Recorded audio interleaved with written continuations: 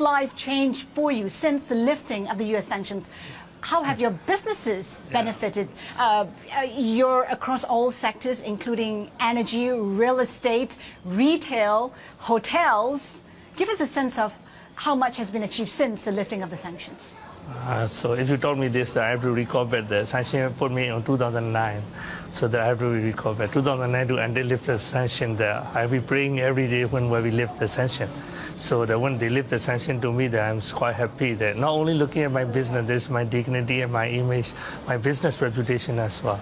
So I really appreciate that it's not only me, the whole country lifted the sanction for even Myanmar country also, work with the all other country at the future. So how much have your businesses grown since the lifting of the sanctions? So you can imagine that, immediately you cannot grow all the figure, but a lot of, the future plan, we have it in, the pipeline. So we have been discussed with a lot of international companies to be work together. What are the key sectors? I know you've had joint ventures, for instance, in the energy sector with Shell. How is that joint venture coming along? So it's right now that Myanmar having isolated 50 years. So we need know how to run the business, global people that they have a lot of experience, global company, they know how to do it. So further according to the investment law, right now they cannot put the equity. But what we can do, they will run and they will give us their know-how management. So I think that they will run our business to get the more market and also the more benefit at the future. So we will work on management together. So are you looking at more joint ventures? Yeah, of course, of course. Who are you in talks with? Yeah, so we're talking a lot. Of course, the airport is running our hotel, our investment. The future may be more change that we will work together, and also that we are looking at the financial sector and also the investment banking side, that what we are looking together. So a lot of industry need to be work with the foreign, the international, the corporate company like that, yeah.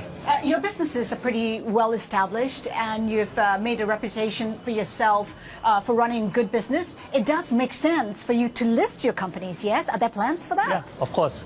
That I don't want to be private owned for all my business. I want to be listed in one day.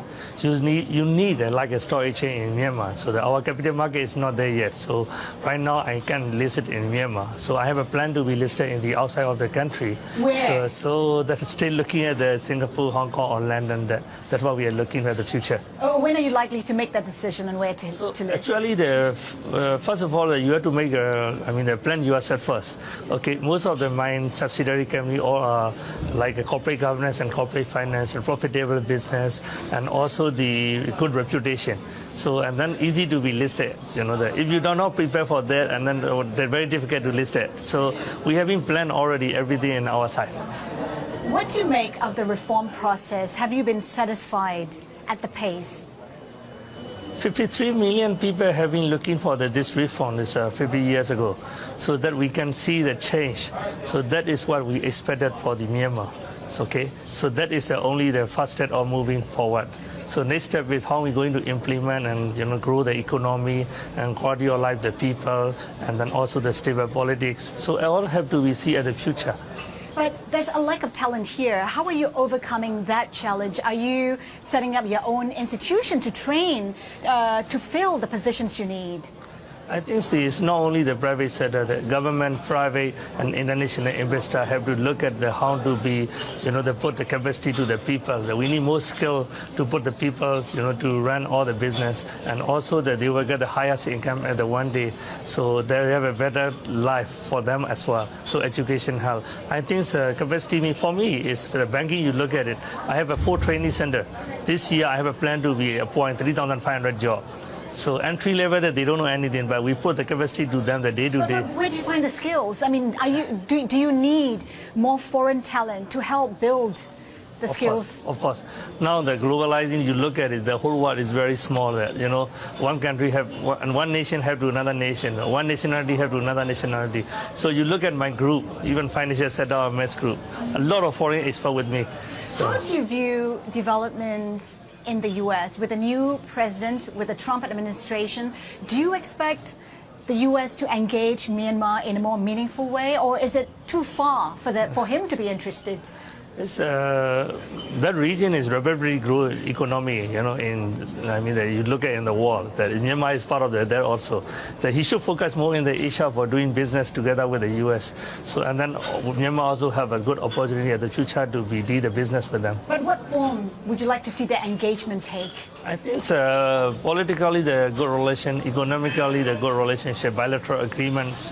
They should look at Myanmar and support. And then now they are lifting the sanction. Again, there's a first opportunity for Myanmar.